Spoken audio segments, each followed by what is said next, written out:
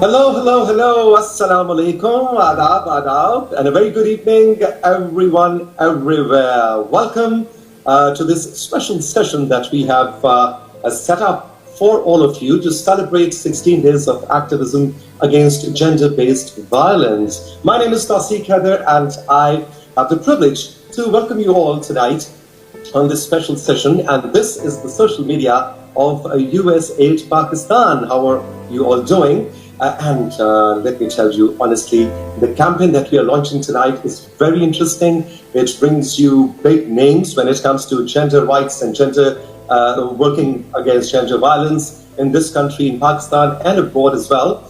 But the person I'm going to introduce you to tonight in this curtain raiser is Julie Conan. She's the Mission Director, USAID Pakistan, and she has immense experience of working in different countries around the world. And also in Pakistan, this is not her first time. She has been here twice before, and this is her third term in Pakistan. I would like to say hello, welcome, and assalamu alaikum, Julie. How are you doing this evening?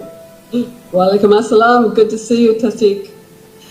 All right, so let me start from this very fact that this is your third term in Pakistan. What brings you back so often? Pakistan just keeps drawing me back again and again.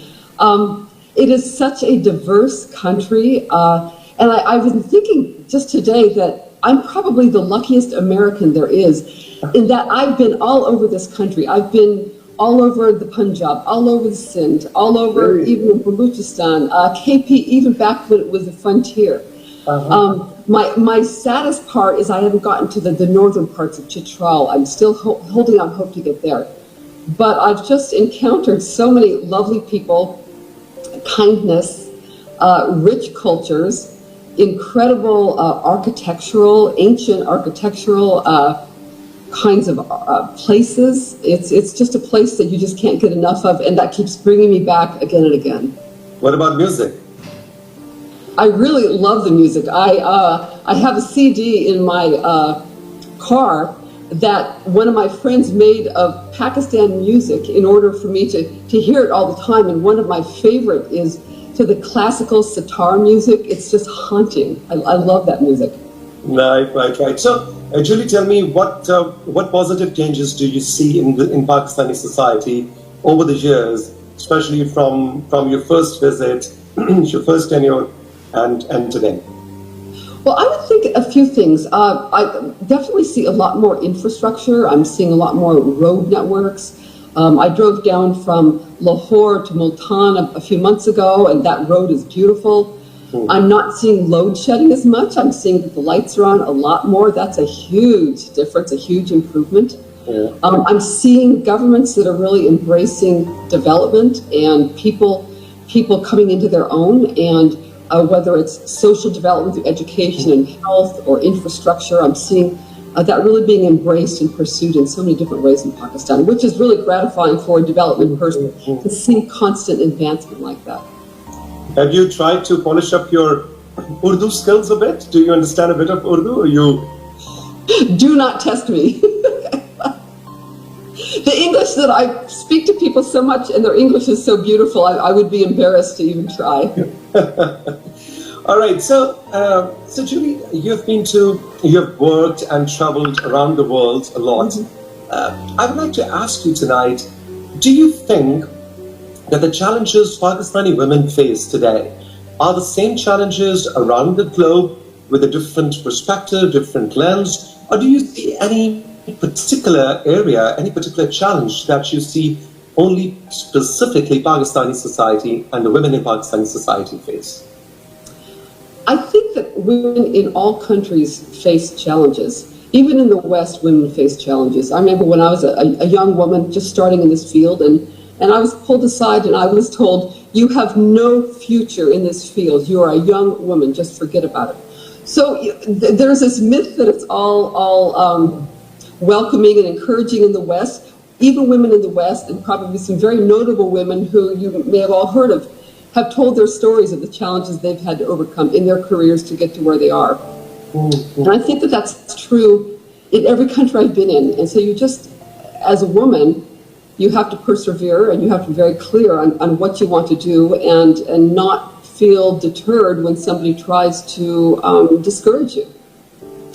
So when you now look back and you go into those times when you started your career, now that you look back, what are the three elements professionally or in your personality which you think brought you where you are today? I mean, tell me 2-3 different qualities that you would like to define yourself with. I would say, if we're going to limit it to 3, I would say do your homework. Okay. Meaning you go into a meeting and you know what you're talking about. And the second part is have confidence. This is what I tell my daughter, who is now a young professional. Walk into the room, sit at the table, and show what you have. Show that you know the materials. Show that you have good ideas. Don't be afraid. Don't sit in the back of the room and wait to be called upon. And the third thing I would say is have a good sense of humor. Be somebody that people enjoy being around also. So it's almost like a soft side and a hard side. You know your stuff, your nails as far as the material, but you also have to have a sense of humor and be somebody that people enjoy to be with.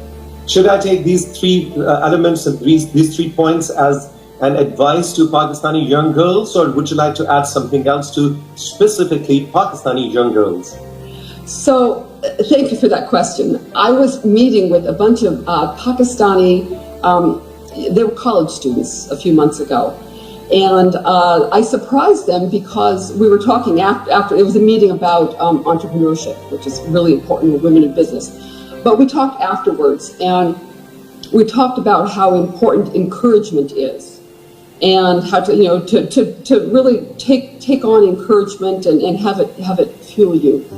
But the thing that surprised them, I said, is also take on discouragement and let it fuel you, almost like rocket fuel inside of you.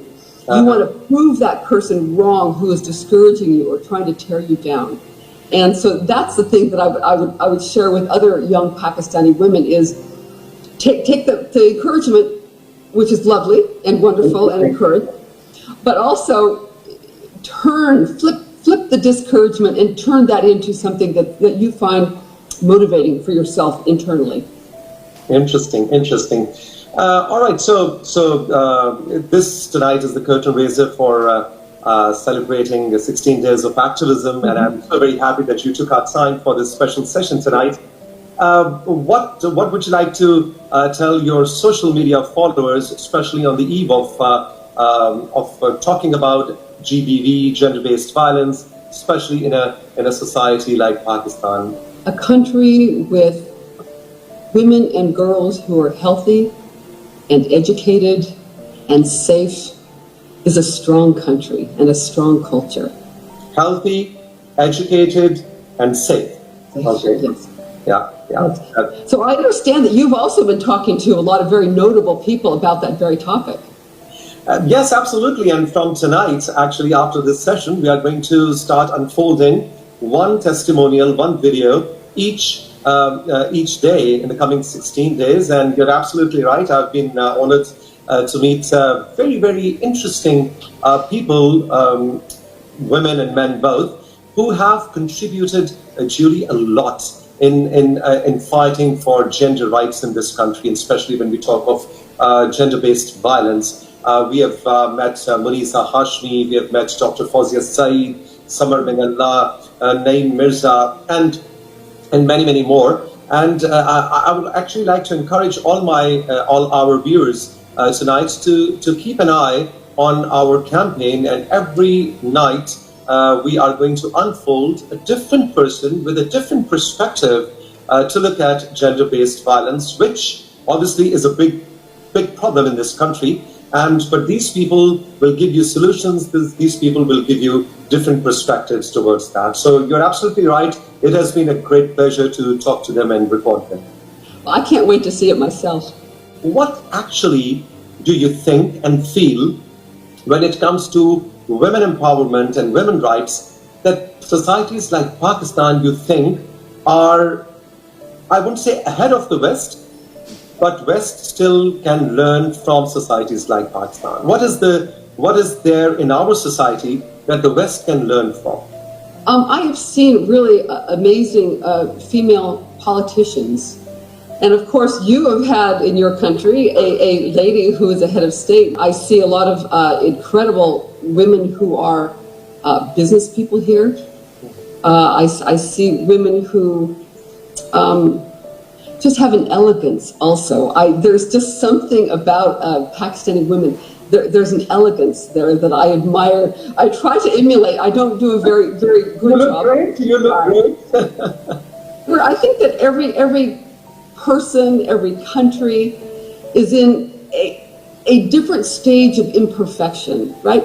And so we're all trying to do better. And to me, my philosophy is every day try to do better as a person, try to do better as a leader, try to do better as a country every day, and kind of make that your mantra. And we'll never in our lifetime will we reach perfection, but I believe that we'll keep getting closer. All of us as people and countries we'll keep getting closer to that. Absolutely. Julie Conan, thank you so much for taking out time and being part of this special session as a curtain raiser to 16 Days of Activism against violence, gender-based violence, and talking to the social media followers tonight. Oh, thank you so much. This is an important topic. I'm so happy you had me on. Thank you. Thank you. Khuda Hafiz and goodbye, everyone.